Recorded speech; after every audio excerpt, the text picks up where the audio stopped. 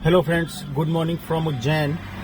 Update ये है कि हम लोग यहाँ से निकल चुके हैं उज्जैन से और अपनी नेक्स्ट डेस्टिनेशन है बुरहानपुर, उधर जा रहे हैं। अनफॉर्चुनेटली मैं दर्शन नहीं कर पाया, मंदिर के हार्डली 100 मीटर के डिस्टेंस पे मैं था, बट लगता है कि महाकाल ने याद नहीं किया इस बार, तो दर्शन नहीं हो पाया क्योंकि मुझे फूड पॉइजनिंग हो गई है।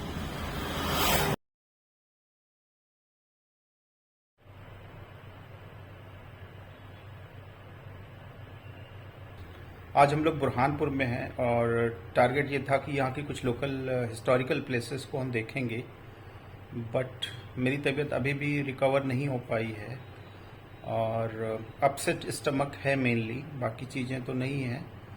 तो मैं आज पूरा दिन होटल पे ही रहा। हम लोग एमपीटी के होटल में रुके हुए हैं बुरहानपुर में, और भाई और शरद गए थे आज, उन्होंने कुछ लोकल प्लेसेस को एक्सप्लोर किया है। उज्जैन में भी कुछ नहीं कवर कर पाया और बुरहानपुर में भी कुछ नहीं कवर कर पाया। सो ये व्लॉग किस तरह से शेप लेगा मुझे नहीं पता।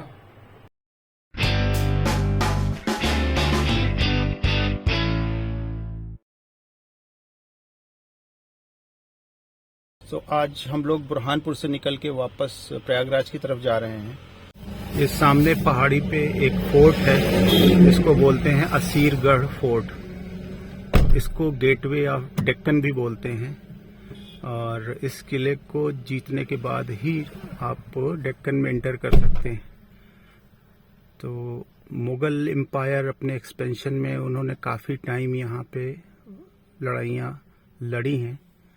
तबीयत का अपडेट ये है कि वैसे ही है मोरलेस।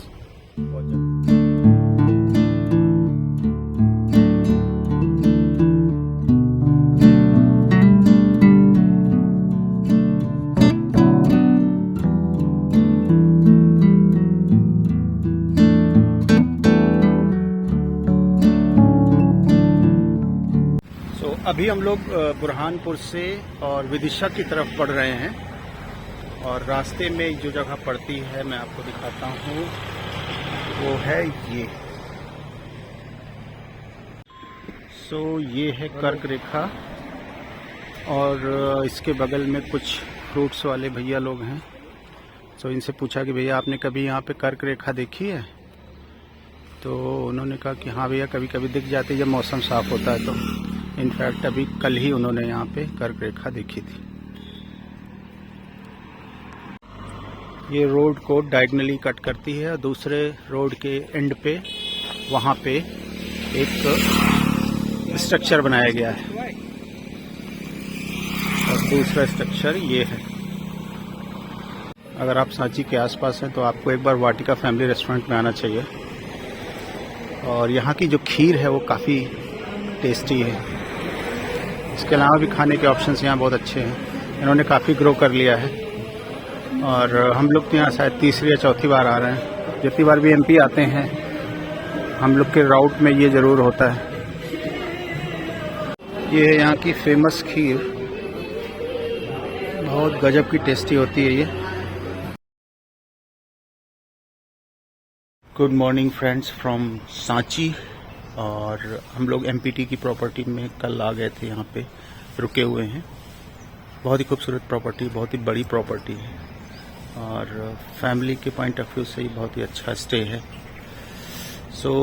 अभी यहाँ से ब्रेकफास्ट करके आगे निकलते हैं। आज टारगेट ये है कि रात में हम लोग रीवा में स्टे करेंगे। आज दिन में जो भी हम कवर करेंगे उसको आपके साथ भी शेयर करते रहेंगे। ये है यहाँ का कैंपस। ये बाबा आ रहे हैं।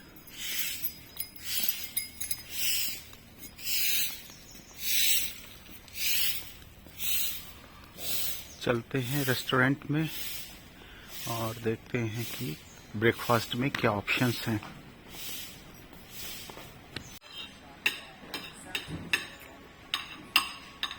हम लोग सांची के स्तूप में हैं, इस कैंपस में, और ये सामने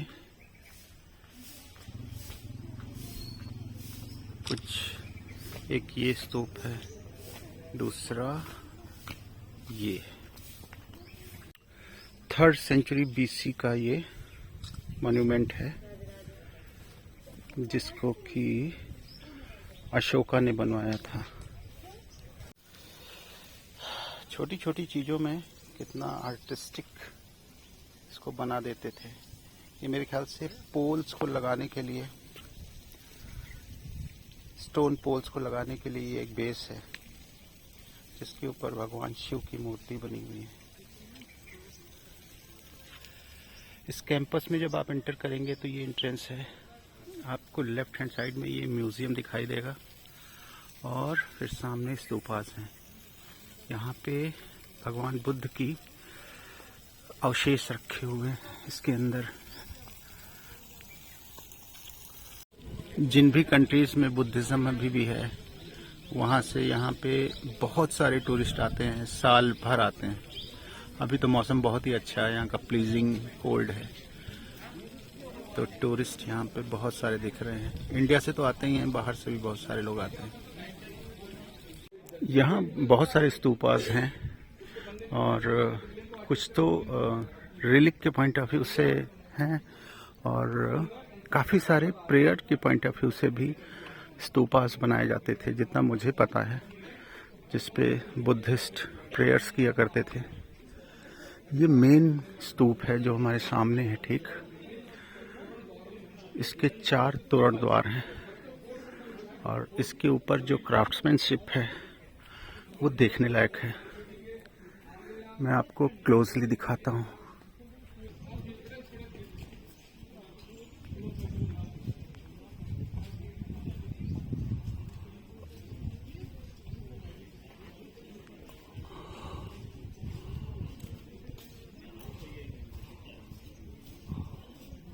ये दो जो द्वार है, तोरण द्वार है, ये सिमेट्रिकल रहा होगा, बट इसका कुछ हिस्सा एक साइड का गिर गया है और ये लॉकिंग मैकेनिज्म पे बनाया गया है।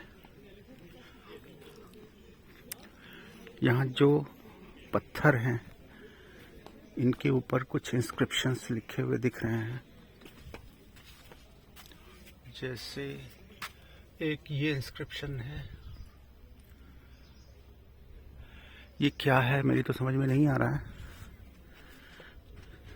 एक ये इंस्क्रिप्शन है और यहाँ पे काफी बड़ा इंस्क्रिप्शन लिखा हुआ है। ये ब्राह्मी है या कौन सी स्क्रिप्ट है, ये मैं बता नहीं सकता। ये उस टाइम के पिलर्स हैं और इसकी फिनिशिंग जो है वो इतनी स्मूथ है, इसको कैसे बनाया होगा I don't know. Lime stone है और लाइम स्टोन पे बिल्कुल ग्रेनाइट वाली फिनिशिंग है। ये भी स्ट्रक्चर बहुत ही यूनिक है। इसका क्या पर्पस था यहाँ पे लिखा हुआ है, इसको पढ़ते हैं। यह पार्श्वपथ युक्त द्वैस मंदिर है और यह मौर्य अथवा शुंग कालीन वास्तु अवशेष पर स्थित है। इसके स्तंभों पर उकेरे गए अभिप्रायों के प्रतिरूप महाराष्ट्र की गुफाओं में भी मिलते हैं। 10वीं या 11वीं शताब्दी ईस्वी में पुनर्निर्माण के समय इस मंदिर में घने अलंकरणों से युक्त द्वार शाखाएं जड़ी गई थी। ये बताया जा रहा है इसके बारे में। ये जो स्ट्रक्चर है ये बौद्ध भिक्षुओं के रहने के लिए बनाया गया था और इसके बगल में ये वाटर रिजर्वायर है, छोटा सा, इसमें पानी इकट्ठा होता था जो कि बाद में पीने के लिए इस्तेमाल होता रहा होगा। ये रूम्स में कन्वर्ट हो चुका है पूरी तरह से और इसके आगे भी बहुत सारे स्ट्रक्चर्स हैं। जब लास्ट टाइम हम लोग आए थे तो गए थे पूरा आगे तक,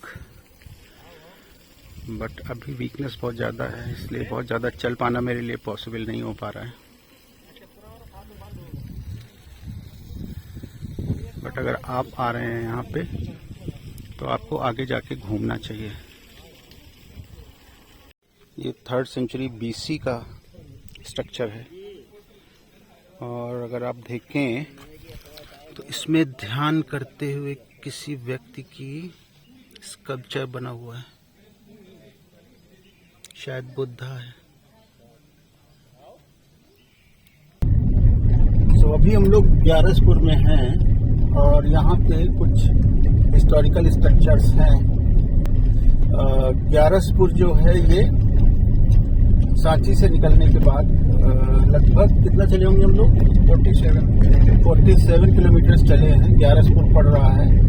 अभी हम लोग रीवा के रास्ते में हैं। तो ये हुआ कि ग्यारसपुर के कुछ एंशिएंट स्ट्रक्चर्स देखे जाएं और यहाँ पे कुछ पुराने मंदिर हैं, बुद्धिस्ट, हिंदू और जैन स्ट्रक्चर्स हैं। इस व्यू को देखिए आप और एंजॉय कीजिए। गजब खूबसूरत जगह है ये। और सामने का जो टेंपल है, चल के देखते हैं इसमें क्या है। बहुत ही खूबसूरत जगह ये मंदिर बनाया गया है। जो पीछे का बैकड्रॉप देखिएगा अगर आप, तो इतना लश ग्रीन है, खेतों में हरियाली, और ये मंदिर यहाँ आते ही मन शांत हो जाता है। बट ये बुरी तरह से टूट रहा है, इसका रिकंस्ट्रक्शन होना चाहिए। इसकी हिस्ट्री मैं आपको बताता हूँ अभी। बट ये बहुत ही खूबसूरत मंदिर है।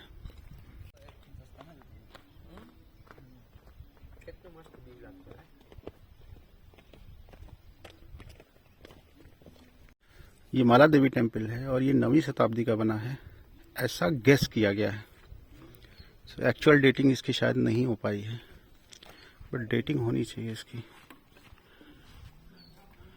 और इसका रिस्टोरेशन होना चाहिए।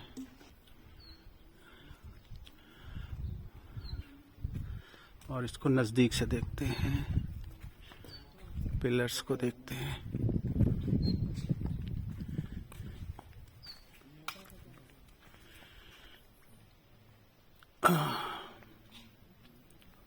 ये एक पिलर है इसका,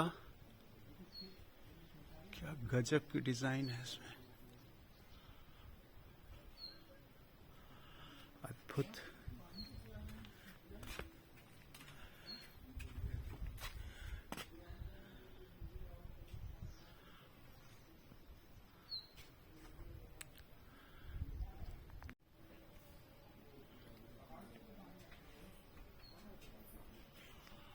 सेफ्टी रीजन से अंदर जाने के लिए मना किया गया है, बट जो भी इसके रिमेन्स अभी तक हैं देखने में लाजवाब, अद्भुत।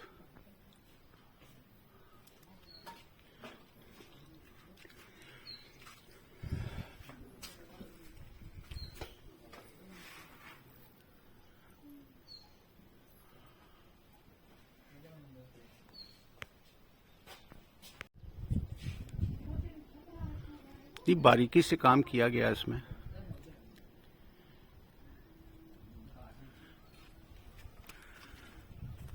बालकनीज बनाई गई हैं।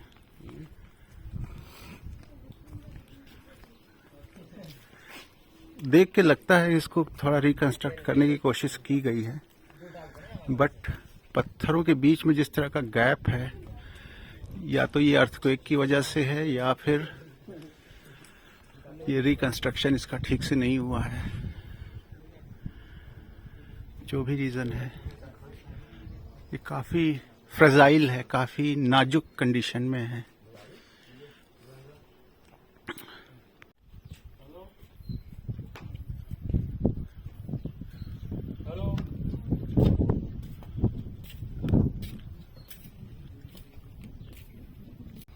इस टेम्पल का मैं आपको क्लोज लुक दिखाता हूँ। जिसका टॉप है ये ऑलमोस्ट कोलैप्स कर चुका है। अच्छा, ये एएसआई के ही कंट्रोल में है ये मॉन्यूमेंट भी, मैंने ध्यान नहीं दिया था। एएसआई इसको देख रही है। हाँ, देवी के मंदिर के पास में ही एक जगह है, इसको बोलते हैं हिंडोला तोरण। ये भी एएसआई के ही कंट्रोल में है। ये एग्जैक्टली क्या है समझना पड़ेगा। Moment of national importance Hindola Toran archaeological survey of India, Bhopal circle. चलते हैं, देखते हैं। कुछ अच्छे पुराने स्ट्रक्चर यहाँ दिखाई दे रहे हैं।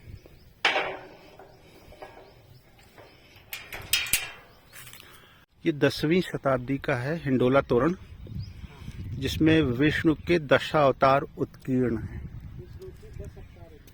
हाँ, ये जो तोरण द्वार है उस पर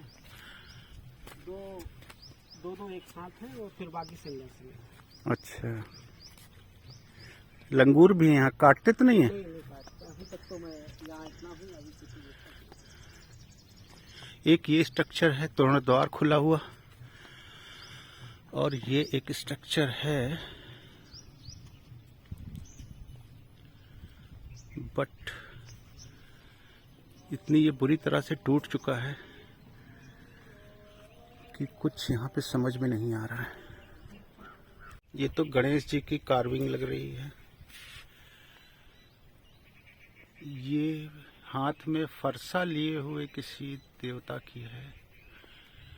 ऊपर और भी कार्विंग्स हैं, डांस करते हुए लोगों की, और भी ऊपर है बहुत सारी खूबसूरत कार्विंग्स।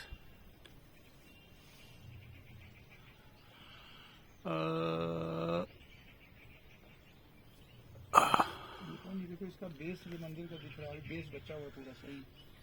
देखो ये जो एंट्रेंस होता था वहाँ इस तरह बनाते थे, ये एंट्रेंस का है। हाँ, ये एंट्रेंस रहा होगा। एंट्रेंस में कुछ देखो ये आकृतियाँ बनी हुई हैं। ये शंख है, इसके बगल दो कोई आकृति है। ये हमें लग रहा है ये गिर गया मेरे ख्याल से ना। ये गिर नहीं गया, ये देखो पूरा गया हुआ है, सीरीज गई हुई है। हाँ, ये बेस स्ट्रक्चर जो है, हाँ, ये जो हमको देख के समझ में आ रहा है यहाँ पे कि ये बियॉन्ड रिकंस्ट्रक्शन की कंडीशन में पहुंच चुका है। अब इसको रिकंस्ट्रक्ट नहीं किया जा सकता, तो जितना बचा है उतना ही है। या तो फिर इस तरह की पूरी कारीगरी फिर से की जाए और इसमें जो पीसेस मिसिंग हैं उनको बनाया जाए। ये वाराह अवतार है जितना मेरी समझ में आ रहा है।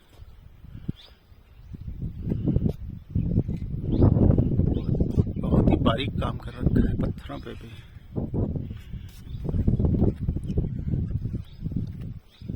अद्भुत।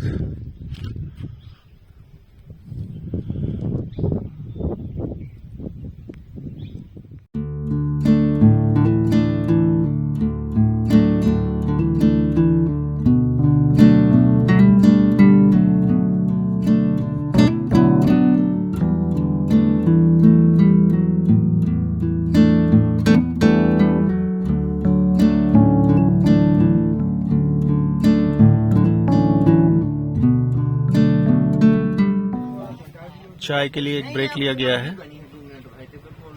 और चाय के स्पेशलिस्ट बालकृष्ण पांडे जी जो हैं वो चाय बनवाने गए हैं। साथ में बिस्किट भी खाया जाएगा। अभी हम लोग रीवा की तरफ बढ़ रहे हैं और यहाँ पे Yadav dhaba and family restaurant मिल गया शुद्ध शाकाहारी। यहाँ पे कुछ टी और स्नैक्स के लिए ब्रेक लिया गया है फिर से। पीछे जहाँ टपरी पे रोका था उन्होंने चाय में बहुत ज़्यादा शुगर कर दिया था तो हम लोग पी नहीं पाए। अब दोबारा चाय बनवा रहे हैं बिना चीनी की। और रीवा यहाँ से लगभग अभी 2 घंटे के डिस्टेंस पे है। सामने आग जल रही है। वाह भाई वाह।